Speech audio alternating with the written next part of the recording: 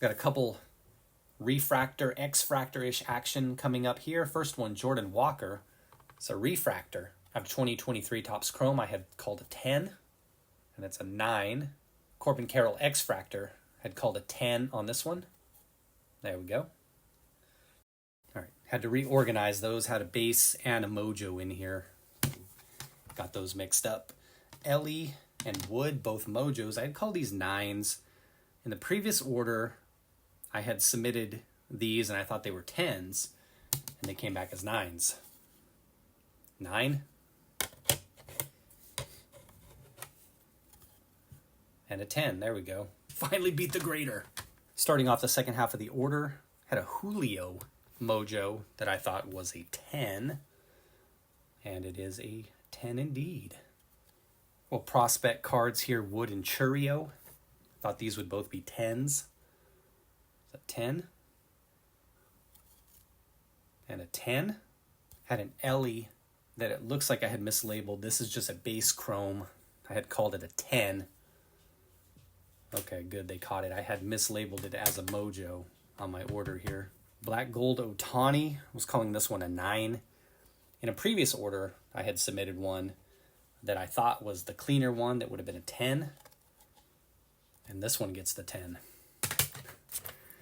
I will say, though, that this, to this point, is far more indicative of my pre-grading. And I don't know. I don't know what I'm going to say.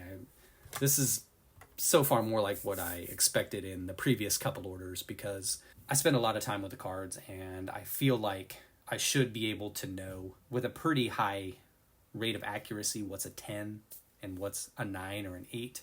Cujo called 10 on this one. This one was actually one I cracked that was a 9. I had thought it was a 10 before, so they sent me a 9 one time. Let's see what we got.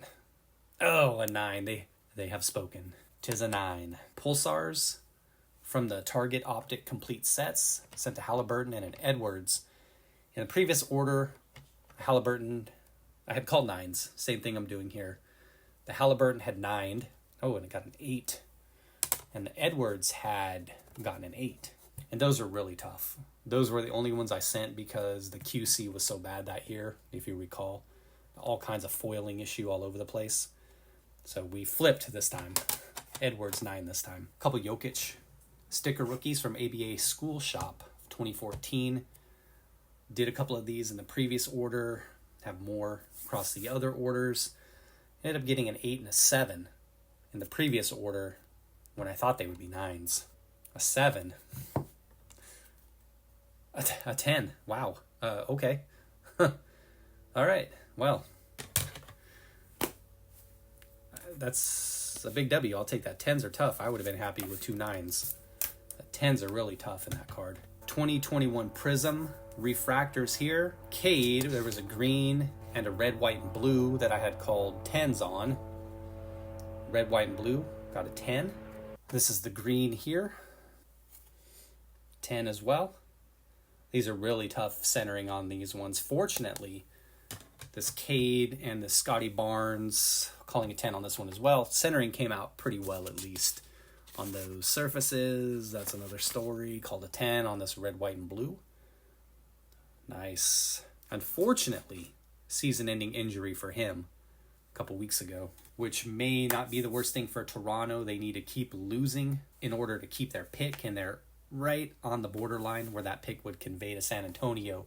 So they need to end the season on a 15, 18 game losing streak.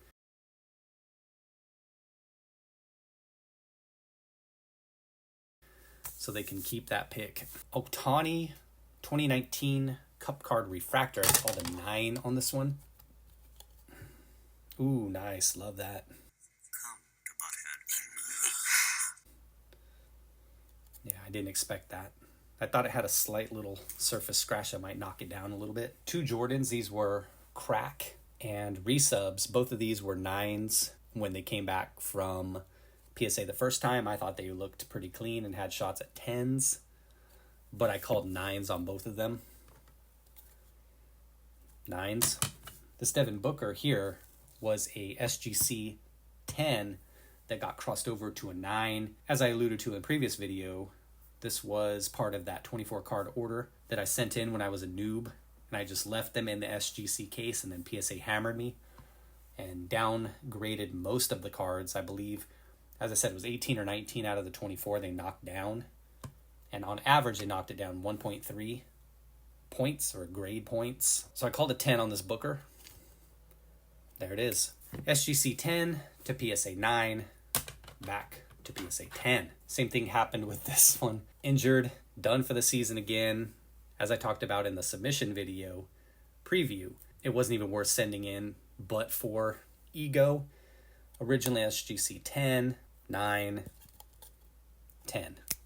When it comes to Ben Simmons, I am buying. Tatum, same thing. SGC 10. Ooh, yeah. Nice. So as I was saying, this is a lot more indicative of, and I've still got a few cards left, of my prediction. I'm not saying that I know everything about everything, but I think I have a pretty good idea, and those previous two orders were awful. They had me rethinking, seriously, what am I doing? What am I doing wrong? Sometimes, as SCV said, you get Chad and Tyrone. Sometimes you get Manuel. We got Manuel. And he's a guy who knows how to grade. Not everything here I called a 10. Things I called 9s were pretty much spot on as well, as you've seen. Tom Brady, same thing. SGC 10 to a 9 and a 10. Fultz, this one was a 9 that actually went to a 7. And I'm actually calling a 9 on this one. Actually, my mistake, going back to that Brady, I had called a 9 on that one. So we got to put a little W next to that one. So 9 on this Fultz silver. There it is. SGC 9 to a PSA 7 to a PSA 9. Nico Collins. This was an HGA 9 that I cracked out. And I thought this one had a shot at a 10 when I looked at it. Let me grab the HGA cracked slab. See what was off on there in terms of their grades. And yes, I kept all the cracked slabs. I was starting to think that I was going to look foolish claiming I had kept everything if I hadn't actually kept everything. So on the Collins, they had 9 grades for surface, corners, and edges, 10 for centering. So you would think that would cross to a 9. It looked good to me. I was bold enough to call a 10. There you go. Herbert, this was an SGC 9.5 that I cracked out. Thought it was a 9. Pretty solid card. 9. And close it out here with a Fashanu. And you will hear his name come draft time. Watch me be so slick that this video comes out after the draft. This is to 75. This is an auto. He's projected to be one of the top linemen off the board. Top 5. Top 10 at worst. I called a 9 on this one. And it's a 9. Out of the 33 10s I called, only 5 weren't 10s. 28 out of 33 cards that I thought would 10 came back as 10s. That's right at 85%. The computer told me it when I punched it in real quick.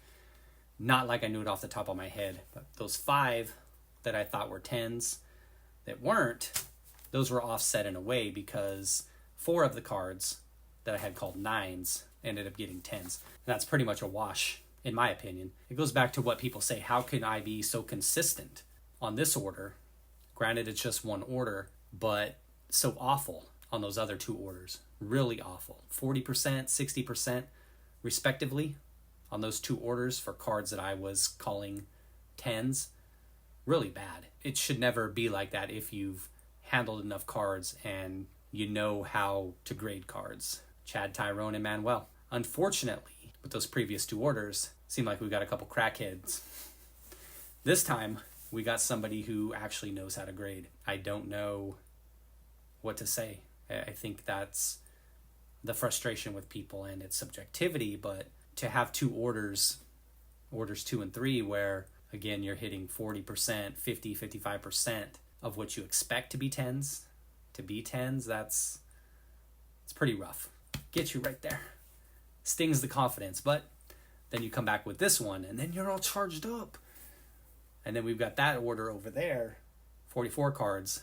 We'll see what happens. And what I did, maybe it backfired, maybe it worked out well in this case, was I decided to send 6 smaller orders, break them up into 35, 40, 45-ish cards, rather than sending one huge 248 card order.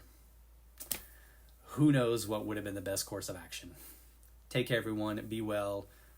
This sub was good. Hopefully the next one is as well. PSA 10s.